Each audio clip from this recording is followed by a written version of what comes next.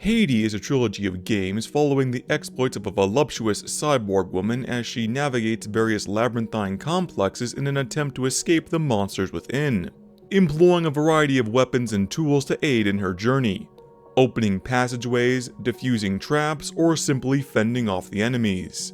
Without a single spoken character, even the protagonist herself, the games appear to lack any sort of narrative. However, looking closely into the clues left behind, there is a story of darkness, depravity, comeuppance, and in its own small way, triumph. A story I would like to share with you now. But there is a bit of groundwork I need to lay before we can begin. If you don't care and/or really want to get into the story, I don't blame you. There should be chapters to get you going, or if that fails, a timestamp right now. Happy listening. Otherwise, I opened by saying Haydee is a trilogy of 3 games, but this video will really only cover the later 2.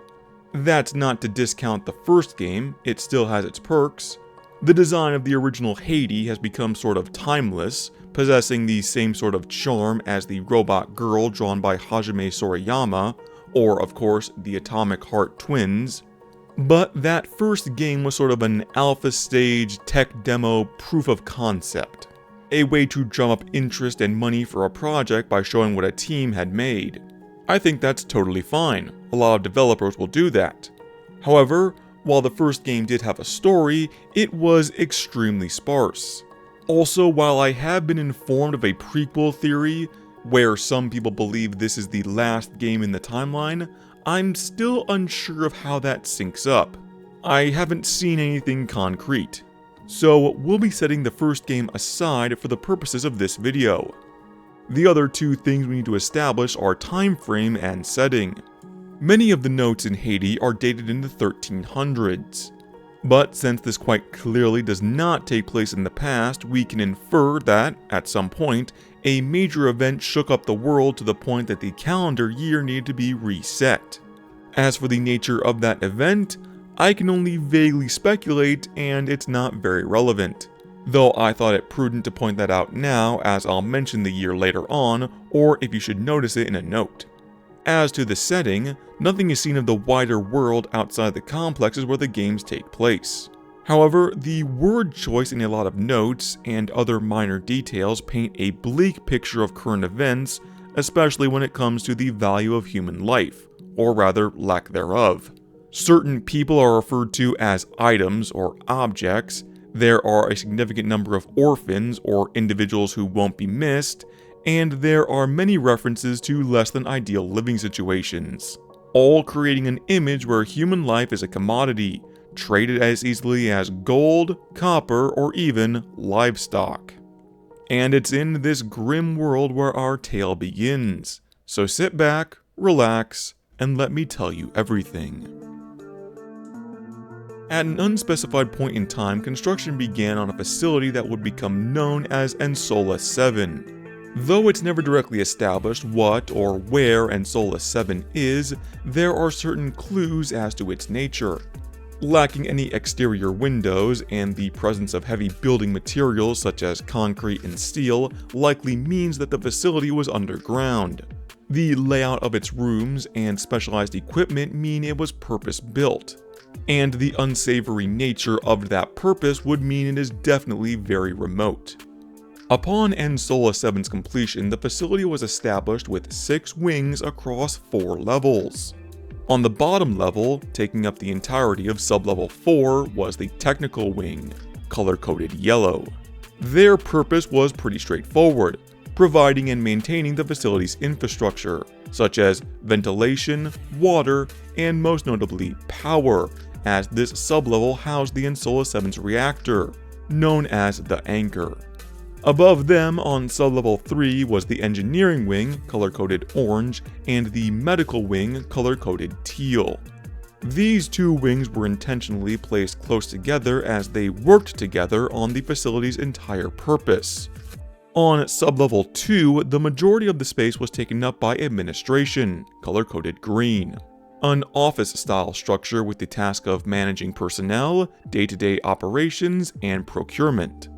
The rest of the level was taken up by the Habitat Wing, color-coded red, where facility staff could rest and relax during their off hours, in any given way. Finally, at the top, on the sublevel closest to the surface, was the Security Wing, color-coded blue. Naturally, it was their job to ensure the safety of the facility both from within and without.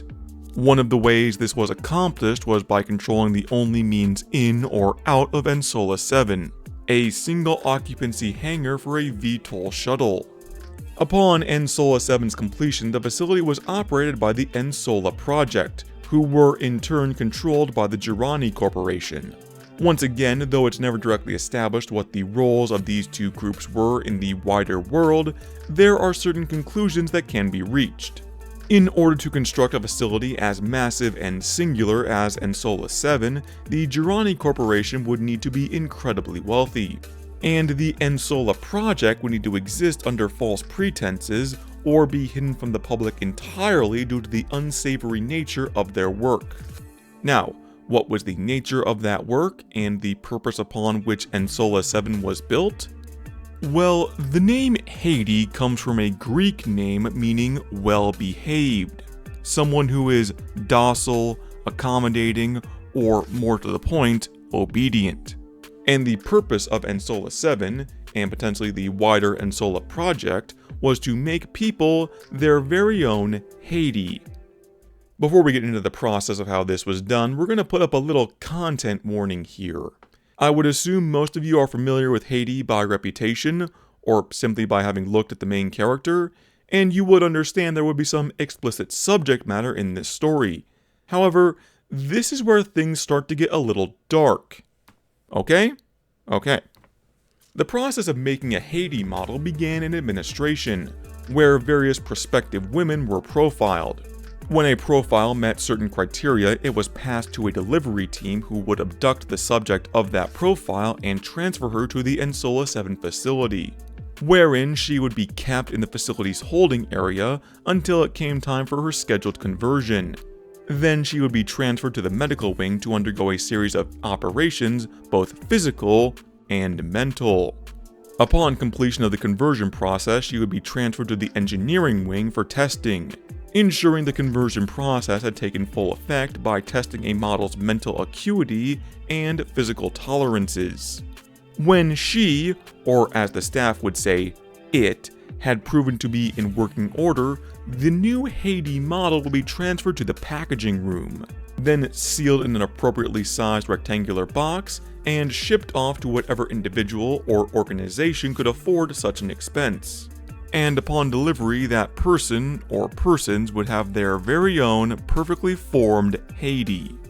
That is to say, physically. Mentally, the women were effectively lobotomized as part of the process, left as little better than high-functioning vegetables. Like I said, it gets a little grim. The finer details of what went on within the engineering wing are largely expressed through the environment and as such speak for themselves.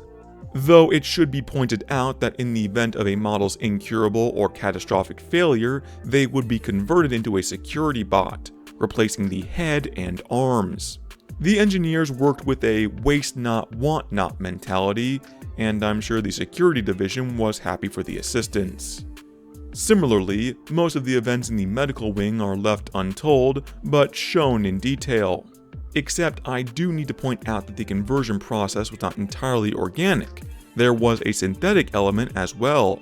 As part of the process, the subjects were implanted with various cybernetics.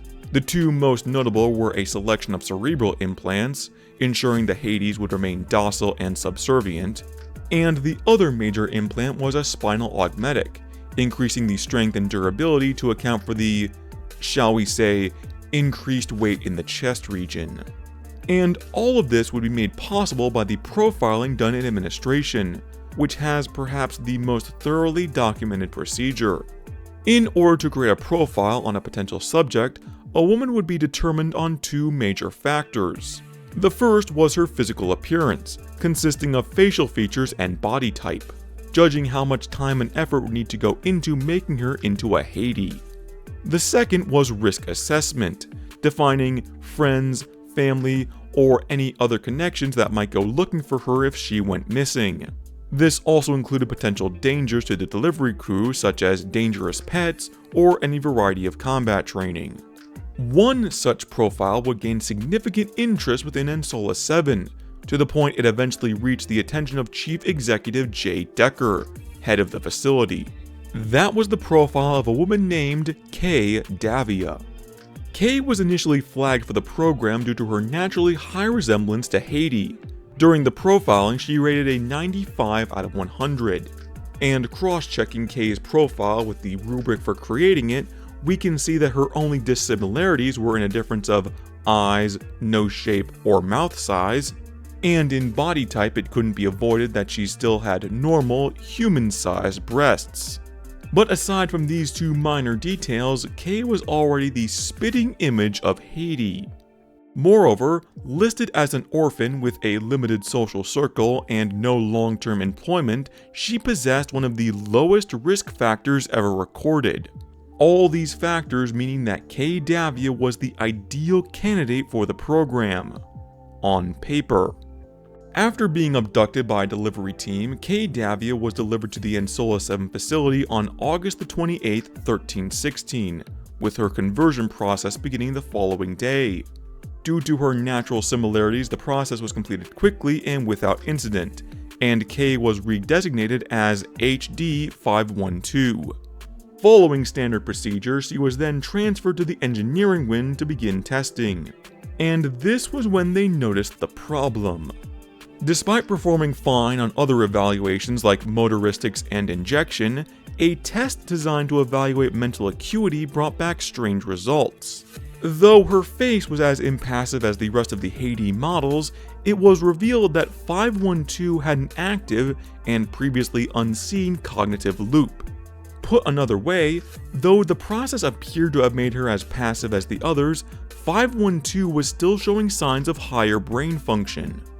Whether this allowed her to maintain her memories or personality is unclear, but as time would prove, this left her with the abilities to read, navigate, solve complex problems, and operate firearms, all of which made her extremely dangerous to ship to any potential customer. These problems were revealed after she was sent to a diagnostic engineer named Strauss, who, although he was able to identify the cognitive loop, was completely unable to solve it. Because of this, 512 was declared decommissioned and brought to a private room in the security wing, a decision which deeply upset Strauss.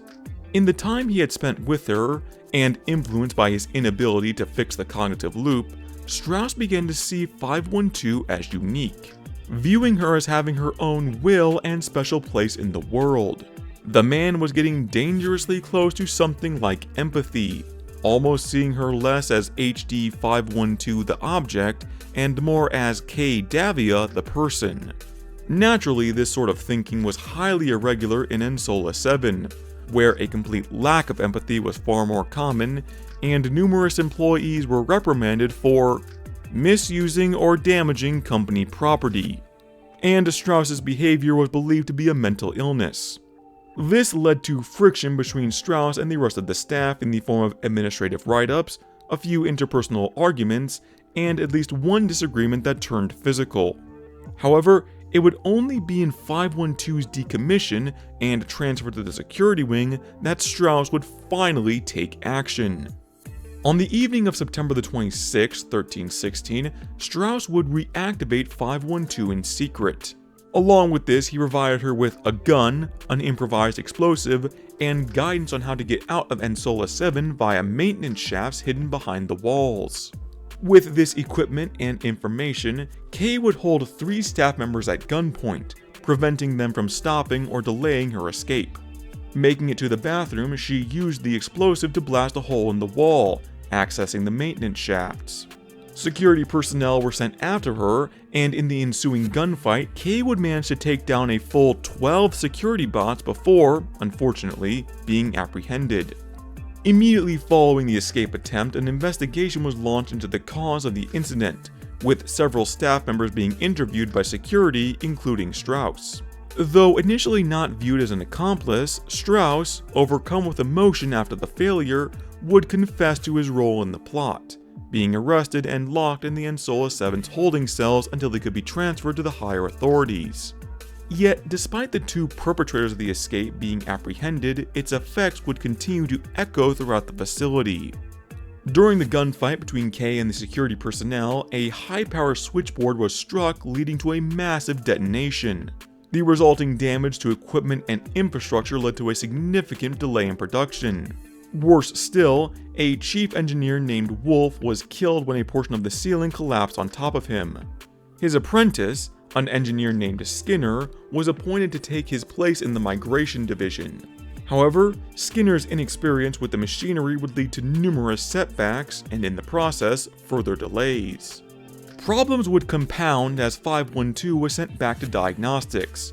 More tests were ordered after Strauss was proved untrustworthy.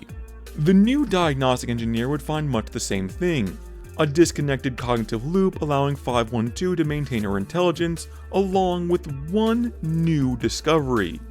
It was observed that the issue might not be unique to her. Though the item formerly known as Davia was far more capable than the others, that same cognitive awakening seemed to be spreading in limited amounts to the other models. The transmission vector was never identified, but theorized to be related to the cerebral implant that all Haydee models shared. Additionally, it was speculated that Strauss may have had a part in this, but that was never confirmed. Not yet 2 weeks since the escape attempt, yet through technical issues and other setbacks, productivity at the Ensola 7 facility was grinding to a halt. In response, Chief Executive Decker reached out to his superior, an untitled but clearly high-ranking individual named Harrigan. She was unsettled by the news of further delays, as they had more orders for Hades in the immediate future. In an effort to fill these gaps, Decker made 2 requests which were immediately granted. First was to have 512 transferred to another facility simply referred to as Headquarters, sending her there for more in-depth research into this cognitive loop. 512 was then placed into stasis and kept within the diagnostic center until such a time as she could be transferred. Secondly, Decker raised the acceptable threat level for prospective candidates in the Haydee process, leading to administrative personnel considering the profiles of various women who had or would have been dismissed under the old guidelines. One such profile was for a woman named Jane Crawford. Crawford's resemblance to Haydee was vague, and further separated by a number of tattoos. More than that, her risk level was noted as extremely high due to her previous military experience, questionable past, and high-level work in law enforcement. However, under the new directives, Crawford was approved to be inducted into the Haydee program. Despite a number of fatalities and injuries during the abduction, Crawford would be successfully delivered to Ensola 7 on October the 10th by a delivery group led by a Chief Worthington. She would be converted into HD 541 soon after. But just 4 days later, on October the 14th, Worthington, along with his entire team, were killed when their transport shuttle crashed 30 kilometers south of a place called Dankas. Sabotage to the flight stabilizer was suspected to be the cause. As an aside, I would like to take the opportunity to mention, Dankas is the name of the place of residence on almost every woman's profile. For instance, Davia's residence was listed in the Dankas industrial area. With this in mind, and the mention of cargo, it can be inferred that Worthington's group were returning from another assignment. Possibly taking place at the same time, another crippling incident would rock Ensola 7. Exact details are scarce, but an explosion would destroy the facility's communications center, and 2 Haydee-style Operbots would take control of the armory, with a third sighted elsewhere. Whether these bots were part of the suspected sabotage, or beginning to share the cognitive loop spread by 512 is unknown, though personally I believe it might have been a bit of both. In the aftermath, 4 security personnel, the entire staff of the flight control room, and several engineers were left dead, along with 24 reported injuries. Also, a late addition as I discovered this while recording more footage, Sometime prior to the deaths of Worthington and his team, the head of the research group, Chief Crichton, was found dead in his apartment at Ensola 7. The cause of death isn't listed, but it was suspected that he was having relations with a Haydee model when it experienced a malfunction. A cognitive malfunction. Due to these incidents, Ensola 7 was raised to hazard level 3, stretching the security personnel to their absolute limit. During this time period, several former colleagues would come to visit Strauss in his holding cell. Once inside, and at some point, the group began beating Strauss to death. The attending security officer was unable to respond in time, and Strauss would succumb to his wounds. His body was then transferred to the morgue. Not long after the shuttle crash, on October the 16th, an engineer named Lorentz was questioned by security following a series of unruly actions. It was revealed that Lorentz was addicted to prescription drugs, being supplied to him by a Dr. Dorian in the medical wing. Upon being questioned, Dorian attacked a security guard, fled the scene, and barricaded himself in a utility closet. Security personnel would attempt to apprehend him by breaching through the wall of the adjacent locker room, but upon entering the utility closet found Dorian already deceased. The doctor had attempted to escape into the ventilation shafts by jamming the fan with a crowbar, though unsuccessfully. His body was also transferred to the morgue. By this point, conditions at the Ensola 7 facility were in free fall, yet production continued, with new Hades continuing to be produced right up until the facility's final day. On an unspecified date around the middle of October 1316, at 6:35 p.m., technical staff would detect a detonation in the reactor's cooling system. By 6:40, the reactor's power output had far exceeded maximum tolerances, and stabilizing systems were having little to no effect. At 6:42, the shift supervisor raised the alarm, alerting the entire technical wing. Barely 2 minutes later, at 6:44, the reactor stabilizers would fail too, subjecting the entire level to a dangerous entropic flash. Finally, at 6:52, technical staff would succeed in shutting down the main reactor, activating the emergency backup in its place. But the damage had already reached a lethal state. The last report comes at 8:30 that evening and reads as follows. 1. After examining the main systems of the central and auxiliary cores, it was concluded that the cause of the detonation was an explosive device placed under the coolant lines. 2. Central core is critical. Stabilization system is malfunctioning. Cooling system is significantly damaged. Coolant leak is observed. 3. Reactor restart using the auxiliary core is impossible owing to the stability system's excessive damage. Core membrane melting, entropic cascade, and a secondary flash are highly possible. 4. Entropy level is critical. And in order to understand the full gravity of that last statement, I need to explain entropic mutation. Rather than being a vague term, entropic mutation is a specific case where humans are radically changed, appearing to be rooted in the brain and occurring over several stages. In stage 1, a victim appears slightly emotional, fixating on objects or tasks. At stage 2, this turns to obsession, and they often complain about chest pain, shortness of breath, or other respiratory issues.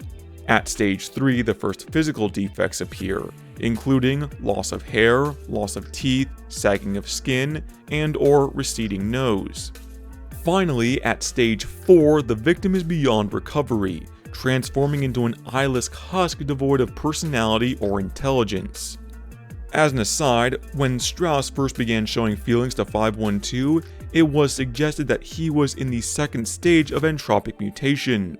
However, I didn't bring it up until now because I don't agree with it, and believe the real reason was because the man decided to grow a conscience, even if a small one. The process that creates this mutation is known as entropic exposure, measured in units called HNPH. At 0 to 100, there is no danger. Like radiation, there is a certain amount the body can safely absorb. At 100 to 500, a person can safely operate in its presence for approximately a month. At 500 to 1000, that time period drops to a week. 1,000 to 2,000, no more than 24 hours with first level protective gear. 2,000 to 4,000, no more than 1 hour with third level protective gear. And following the reactor damage that night, entropic levels within the technical wing were at 5,200. The evacuation order was sounded, but it was too little and too late. In the ensuing chaos, numerous more systems were damaged, including the lights, leaving the wing only sparsely lit by red emergency bulbs. By 10 o'clock, every person on sublevel 4 had reached stage 4 mutation. However, since the technical wing still housed sources of key infrastructure, namely water and ventilation, the catastrophe was impossible to contain. Spreading like wildfire, the engineering and medical wings were exposed before most of the staff were aware there had been a disaster. The administrative and habitat wings fell soon after, only surviving long enough to realize that something had gone wrong. In the end, only the security wing would have the opportunity to react. Immediately, personnel began sealing off every security gate and activating every laser grid within the facility. In addition, they released the majority of NSOLA 7's security bots, but were unable to change their targeting parameters before the exposure reached the top level, leaving the bots to treat the mutated personnel as normal. In the end, the entropic exposure would saturate the facility so completely that even the bodies of those killed before the disaster, such as Strauss and Dorian, would be changed, though not resurrected. It had reached every corner of NSOLA 7 and every person within. Their bodies were changed beyond recognition, while their minds and personalities were destroyed. Ironic. As luck would have it, the only individuals immune to the exposure were the Haydee models. Due to the cybernetics implanted in their head to keep them docile, the cerebral-based mutation had no transmission vector, thus leaving them unchanged. Even so, left with little to no brain activity, most of the Haydees would remain comatose or be killed off by a combination of security bots and mutated staff members. All except for one. On October the 18th, 1316, at 7:05 p.m., HD 512 was reawakened in the diagnostics bay by an emergency protocol, immediately beginning her second escape attempt. Encountering the various mutants and security bots, 512 employed a combination of firearms and landmines to clear a path forward. In addition, using the discarded tools around NSOLA 7, she was able to access variously sealed off or damaged sections of the facility. Along the way, she came across the body of Engineer Strauss in the morgue, though her feelings and memories of the engineer are unclear. Additionally, upon reaching the security wing, 512 found a functional VTOL shuttle still in the hangar. However, without primary power, the hangar doors remained closed, and the aircraft was programmed only to respond to authorized members of the delivery team. In an attempt to reactivate the power, 512 found the technical wing still locked in almost complete darkness. To overcome this, she acquired a pair of night vision goggles from the security wing's office and continued through technical. While she's down there, 512... Actually, I don't like calling her 512. I'm going to try and stick with K much as I can for the rest of the video.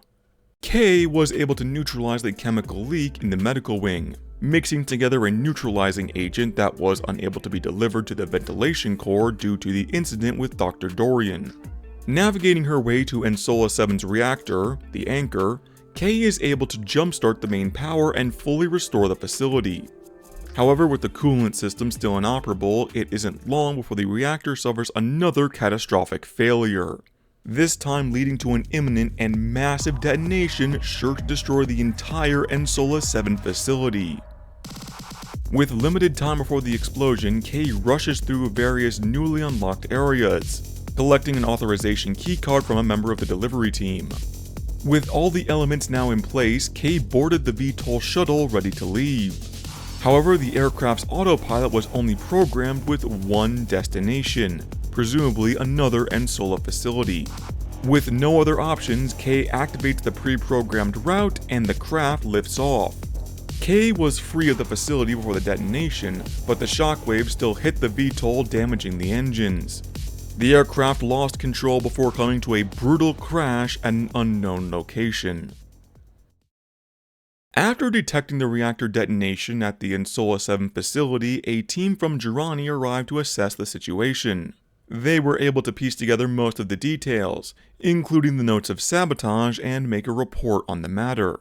Additionally, they found the crashed VTOL on the facility's runway, with Kay still in the cockpit, having suffered numerous critical injuries in the crash, but still alive. The team took her to another location known as the NTartha Research Complex. Much like NTartha 7, NTartha was laid out with several floors and numerous wings, most of them very similar to NTartha 7, with orange for engineering, yellow for technical, and so on. Though the habitat, administrative, and security wings were all merged together into one big blue section, presumably to make room for the two new wings. The obstacle course, color-coded white, and the consensus wing, color-coded black. In addition, NTartha was larger in scale and confirmed to be underground in various notes. Upon being brought to the facility, Kay was stabilized, and on November the 12th, a Dr. Valerie Nazarov filed an appeal to begin treatment and research on the specimen known as HD512. Permission was granted just over a week later on November the 24th by an Ingrid Horrigan, almost certainly the same Horrigan who was in dialogue with Chief Executive Decker at NTartha 7. As part of the treatment to repair her various injuries, both of Kay's arms were amputated and replaced with cybernetic prosthesis. Once Kay had been returned to normal, relatively speaking, the head of NTartha's research group, Adrian Lecter, joined the project, with all members of the facility now deeply interested in the cognitive loop that made Kay immune to entropic mutation. It is revealed that the NTartha 7 was not the only place in danger of, or to fall victim to, entropic mutation. Moreover, all of it seems to be rooted in a substance known as ether. And to fully explain this, I'll read from an in-game report on the scenario. Quote, "Ether is an essential substance that permeates our universe, orchestrating all physical processes. However, when anomalies occur within the etheric field, resulting in what we term etheric entropy, it can lead to the formation of disruptions that adversely affect both the human consciousness and the physical body. In states of entropy, consensus patterns begin to deviate, heightening our most profound desires and fears while diminishing the lesser ones. This results in what we refer to as a dominant of deviation, the mutation disrupting our natural psychological programs and leading to irreversible changes, often resulting in the manifestation of deviance commonly known as creepers. In stark contrast, specimen HD512 demonstrates a remarkable resilience to these deleterious effects. Under no circumstances, even when exposed to significant levels of etheric entropy, does it exhibit a dominant. This observation is of immense interest, and we are keen to unravel the underlying mechanisms that contribute to this unusual behavior. We hypothesize that there may be a protective mechanism or a unique configuration of the consciousness pattern within HD512 that enables her to retain stability and effectively resist the vicissitudes of etheric entropy. Our team is diligently engaged in thorough research to pinpoint the exact factors that bolster this resilience. We are hopeful that by comprehending the mechanisms that enable HD512's capabilities, we can develop strategies to safeguard others and potentially engineer technologies capable of counteracting entropy mutations on a broader scale." End quote. Additionally, with certain signs around the facility, it's clear that ether is also a power source. So it becomes clear that the team at NTartha intended to study Kay in depth to understand the genesis of what made her immune. The cognitive loop in her head that allowed her to remain intelligent despite the lobotomizing cybernetics. Understanding this was deeply important as it's revealed that there's the potential for an etheric catastrophe on the surface, essentially repeating the disaster at NTartha 7 but on a much larger scale, possibly even worldwide. The project to study and transfer this immunity would become known as the Osiris Initiative. However, after a little over 6 months of research on K, head researcher Lecter filed a report of his failure, as he has been unable to successfully replicate the circumstances of K's immunity. Despite a number of promising transfers on certain subjects, presumably other abducted women, those subjects soon failed after extensive entropic exposure. Thus, a new method of research was established. On July 21st, 1317, construction began on a new subwing of the facility known as the Obstacle Course. The purpose of this was to set up a series of high-focus tasks which would, presumably, lead to varying forms of entropic mutation, unless that subject was immune to the effects, like K. As an extra layer of tracking/recording the data from these tests, the specimen would be connected into the consensus. And that statement requires 2 explanations. Firstly, the consensus was an advanced AI mainframe apparently made up of numerous intelligent programs. It was designed to monitor and improve the efficiency of personnel and projects within the NTartha facility, most notably the Osiris Initiative. To this end, back in 1314, cameras were installed in nearly every corner of NTartha, giving consensus a complete view of the facility. Secondly, the specimen. In several notes there is reference to the specimen HD 512, obviously meaning K. However, the note explaining the obstacle course and its purpose does not make any mention of HD 512. Most likely this is just shorthand, as everyone already knew who the specimen was, while also laying out the protocol for any other women who would run the course. Because it's unclear whether or not Kay herself ever ran the obstacle course in this time, but numerous other women would make the attempt. As already said, the Ensola project had continued abducting women, now with the intention of replicating Kay's cognitive loop within them.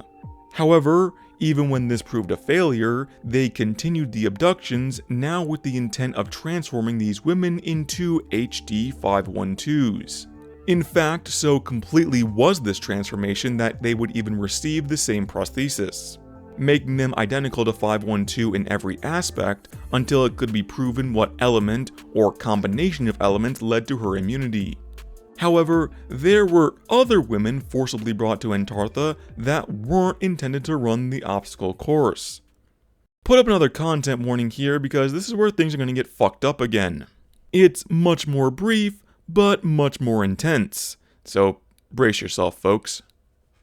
On March the 11th, 1320, Administrator Wallace Brill, the head of NTartha, would pass a note to Chief Medical Officer Nicole Mercer, instructing Mercer to facilitate the selection of 20 women of childbearing age from the latest batch of test subjects.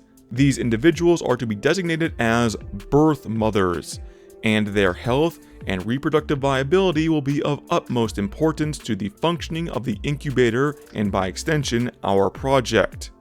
And apparently this process would continue until, at the latest, 1324, referenced by a note where Administrator Brill reprimands Head of Security, Colonel Brad Renor, as a number of women intended to be test subjects or birth mothers were delivered with physical and psychological injuries.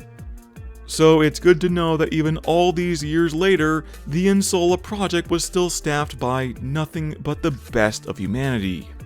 Now, the purpose of the incubator was to facilitate the production of more HD 512s, physically identical in every way. However, it would be many years before the subwing was fully functional, and until then, NTartha found their subjects the old-fashioned way. Over the years, HD 512 had become such a singular purpose to the facility that statues of her were put up in the main hall, heavily, if not completely, influenced by the fact that the prospect of an etheric catastrophe was no longer hypothetical. It's unknown from where or by what quantities, but by the beginning of 1325, entropic exposure levels were spreading rapidly, most notably in urban centers. In response, on February the 6th, the Girani Board of Directors, along with other essential staff of the corporation, were moved into specially equipped bunkers.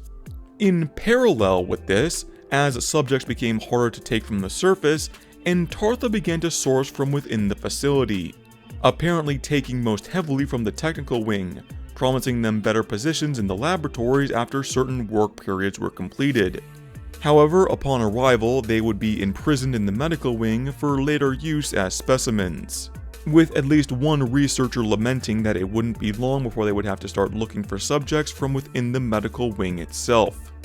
As tensions continued to rise within NTartha, a sort of martial law would be implemented within the facility, held up by Colonel Renor and the security staff, beginning no later than April the 23rd. Not 1 month later, on June the 17th, an individual known only as the Leader would make a rallying call to rise up against the security personnel, and a sort of civil war would begin within NTartha. As a result of the fighting, numerous key systems would be damaged or destroyed, most notably water, ventilation, and waste disposal. During this time, the deputy head of technical would send a message to both sides, begging for a de-escalation to the fighting lest more infrastructure be put in jeopardy, though it seems his request went unheard. During the fighting, it's implied that Colonel Renor would be killed along with numerous others on both sides. This would put intense pressure on the medical wing, which was already taxed to capacity, unable to properly rotate staff or even, with the absence of normal supply chains, restock basic medications. Because of these factors, and the ether still present on the surface now leaking into NTartha, on October the 2nd, Administrator Brill would make an executive decision. Most facility personnel would be placed into stasis, with only people in essential positions remaining awake, though rotating in and out every month. Additionally, the Consensus AI would take over to continue the study of entropic entropy and HD 512. Following the stasis protocol, conditions for the waking staff would become intolerable. Damage from the Civil War, dwindling supplies, paranoia, and worst of all, entropy still leaking into the facility. The worst of these events would be recorded in the logs of an engineer named Fry. Over the course of several entries, Fry recounts as themselves and a number of other personnel are hunted and eventually wiped out by a series of bots, implied to be another copy of HD 512, though this is unclear. Meanwhile, the Consensus, either unconcerned or silently approving of these detrimental effects within NTartha, continued to test for the source of the cognitive loop. Yet, still a number of issues would arise that the Consensus would be left alone to solve. Firstly, with the incubator still yet to come into full operation and provide a functionally limitless amount of HD 512s, test subjects had to continue being sourced from within the existing populace, with the Consensus awaking them based on their utility to maintaining NTartha. Next, in order to gain data at a more efficient rate, the Consensus converted the entire NTartha facility into a testing ground, reasoning that the facility wasn't being used that much at the moment, and that when all personnel were revived from stasis, only a few would remain. Thus, only a limited amount of the facility would be needed to sustain them. Also adding in a number of security bots and personnel already succumbed to mutation to act as hazards. But the rate of personnel loss continued to escalate through a combination of pod failure and staff members continuing to mutate even after returning to stasis. To counteract this, the Consensus temporarily prohibited testing to preserve the remaining people. In their place, part of the now functional incubator was converted to produce mutants as well as 512 clones.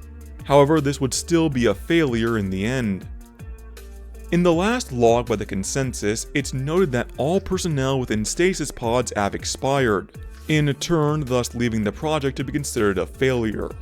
Even so, the Consensus resolved to continue testing in hopes of passing along the data it would collect to potential survivors of the catastrophe. But whether this would remain its objective is unclear. At an unknown point in time, another HD 512 specimen would awaken within the quarantine section of the medical wing.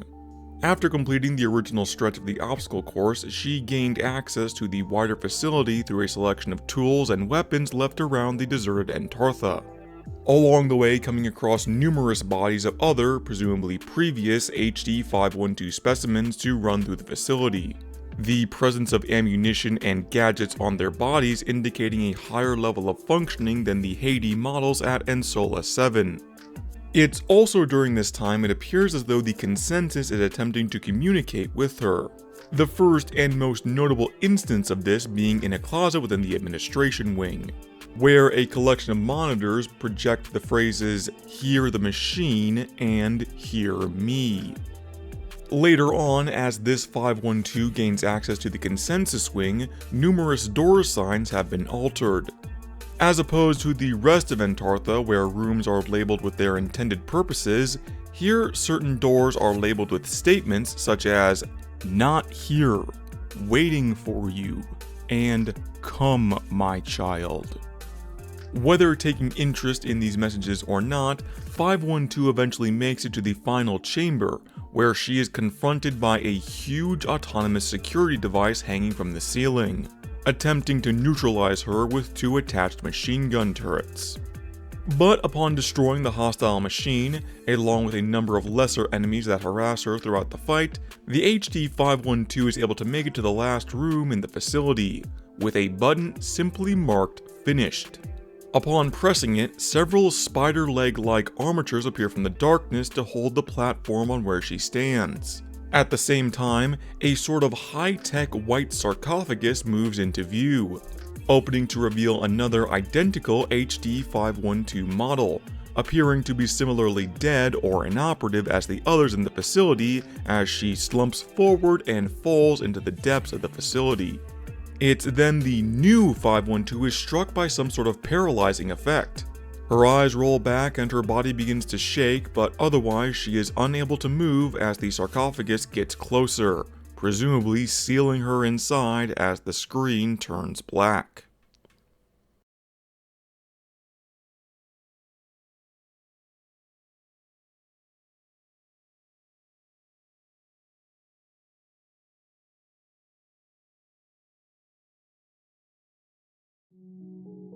Now, until Haydee 4 comes out, and I do hope it will, we can only speculate on the full implications of this ending. And I have a few thoughts on that, beginning with this note at the entrance to the Consensus wing, almost impossible to miss. It goes as follows, quote, "They used you, they tortured you. In their greed, they destroyed their world and now they want you to save them. But are they worthy of salvation? Bring them pain, child. Come to me." Now that is maybe the most succinct summary of the series thus far, especially when it's applied to Kay. She was abducted as just another slave for the auction, practically discarded when something went wrong with her tests, but now that she proved to have something useful and, oh, now they want you to save them. So between this and other clues, I think the Consensus is trying to help HD-512 and provide assistance throughout the course of the game. The only tiny wrinkle in that reasoning is the final boss machine and its TV screen insults. First it wants the child to bring them pain and come to me. Then it wants her to die. Definitely conflicting messages. However, my headcanon is that this is a separate part of the Consensus or even a solo machine designed for the course. After all, when the thing is defeated, the Consensus doesn't go down with it. And the phrase "you bitch" when the thing gets damaged seems a little too emotional to be part of the greater Consensus, which the notes characterize as a largely thoughtful entity. That's my reasoning anyway. Another example could be in this semi-secret area just off of the medical wing, an area labeled as fail state, encouraging 512 to turn back as it's no way out, despite the fact that the door at the far side of the room clearly says that it is. But if 512 should be able to make it past the security gate, it is truly no way out, just a wall made to look like a door. And my headcanon is that this is another test by the original NTartha staff to elicit the obsessive behavior correlated with entropic mutation. But the consensus is trying to wave 512 away from that because it is just a trick. And also an Easter egg to the first game. So with all that in mind, this is my theory on everything to this point and moving forward. Now, I'll admit there is a large part of me that still wants to believe we are playing as the original Davia, the first HD 512. The game begins in medical, where Kay is confirmed to have been kept after the crash, plus there's this note about Kay's treatment which is found literally 10 feet from where the game starts. It would explain why she was able to complete the complex where so many others failed, having had the previous experience of Ensola 7. Plus, it's never directly established if they could replicate her cognitive loop, even in the incubator. And the ending is to discard a copy in favor of the original. Also, after making it this far in the lore, I'll admit I'm just invested in Kay. But much as that could all be true, and I do want a consistent protagonist I can root for, I still can't totally convince myself this is the case. The more likely possibility is that we are playing as a clone of Kay. That much is true at the very least. And the consensus is trying to reawaken her in a way. It can recreate the body, now it aims to recreate the mind. Replicate the same woman who was able to escape from Ensola 7, and looks to accomplish this by running the obstacle course over and over until it finds the perfect duplicate. And sadly, that could mean that the body that falls out of the sarcophagus at the end could be the original, having died at some point, but with this perfect duplicate ready to take her place, literally and metaphorically. Now, original or clone, the consensus could still be trying to fulfill its original objective, solve the cognitive loop. But if the bring them pain child note is anything to go off of, I think what comes next is the consensus enabling Kay to take on more of Jirani and Ensola. Most likely in that bunker, or bunkers, where it's said that the Jirani board of directors hid as the catastrophe unfolded. Or, as we saw Harrigan mentioned first in Haydee 2, then again in 3, but we still have yet to see her location at the quote Ensola main, that could be another option. Both of these would fit the series' established gameplay format of large underground facilities and be an appropriate thematic raising of the stakes. So until Haydee 4 comes out, and or I get to speak to one or more of the developers, that's going to be my bet on the situation moving forward. But I'm still intrigued and worried to see what'll come next. Actually, in doing the work to make this video, I've had another thought, and it's my personal favorite. My theory is that the original Davia has become part of the consensus, maybe even as the dominant voice. Think back to the note in medical where it said that as part of the obstacle course, the specimen would be connected to the consensus. It's possible that accidentally let her in, and her unique cognitive loop allowed her to become the controlling intelligence. Which would also explain the constant use of the word child, as all 512s are made from her. Then we go back to what I already said about the reawakening, where the K consensus, the K census if you will, is trying to remind this clone of what's been done to them, letting this duplicate become the perfect extension of K to take down Jirani and Ensola. Yes, that is a completely out-of-the-box theory, but this story has been pretty crazy so far, and this theory might just be insane enough to be true. So, final thoughts now that the story is over, so far anyway. What did we learn? What is the takeaway from all of this? Well, for me personally, Davia is a fucking hero. Completely serious, she escapes and destroys a messed up corporate slave ring. Maybe not single-handedly, but it's clear the events that caused everything to unravel can be directly traced back to her. All of this, falling apart like this, is on you. She may have been born a bit lucky, with a secondary cognitive loop allowing her to maintain her intelligence, but hell, a lot of heroes get their powers by random chance and that doesn't diminish their accomplishments. K512 Davia, actual hero.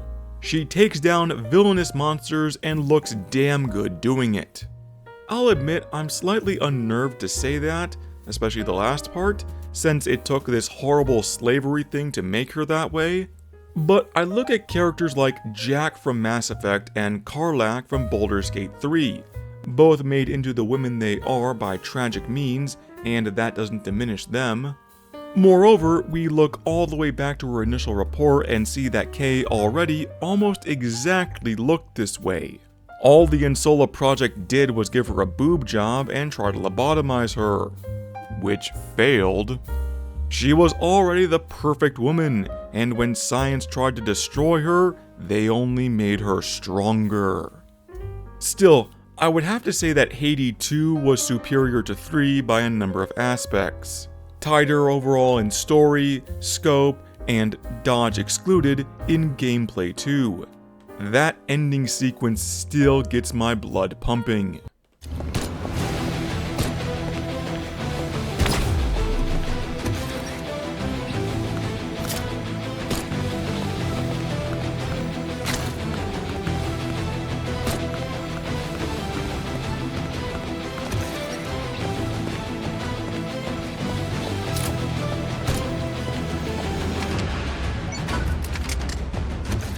Nice job on the music, Mr. Vlad Plotnikov.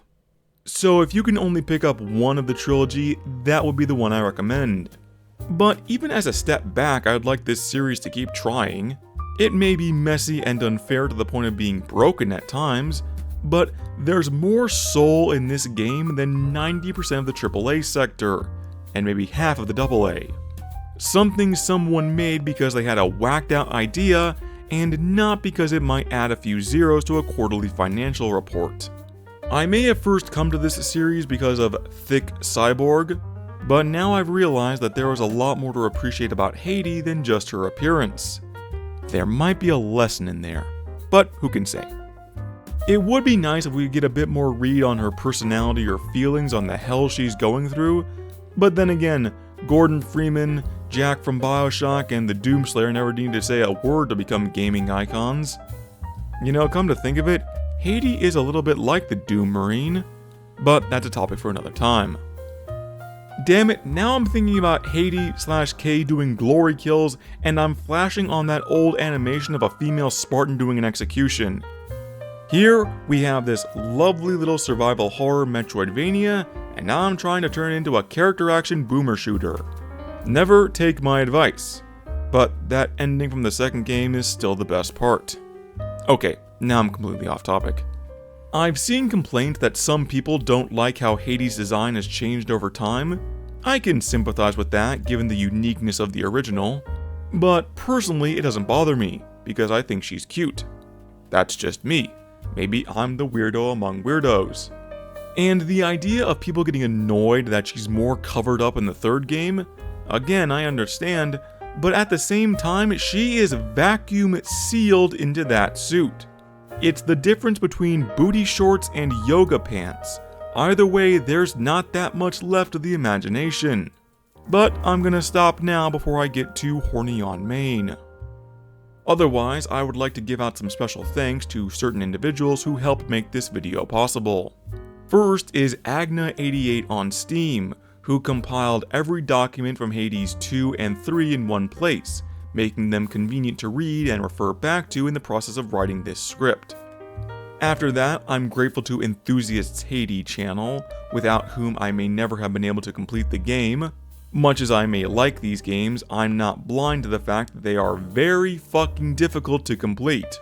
And I definitely feel the devs laughing at my expense in the placement of some of those mines. So thank you EHC for guiding me when I got stuck. Third, G-Man Lives, who also did a deep dive into Hades 2 and 3, so I didn't just want to do what he did again, leading me to find a different way to show my appreciation, and here we are.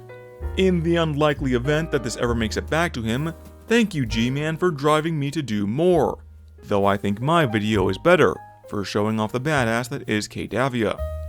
4 is more of a blanket thanks to various artists who contributed their work you've been seeing at various points throughout the video. In particular, I've wanted to work with just some noob and Scotcho for a long time, and I'm glad I finally got the opportunity. They both did very well. Also, Joseph Virtuoso did a spectacular job.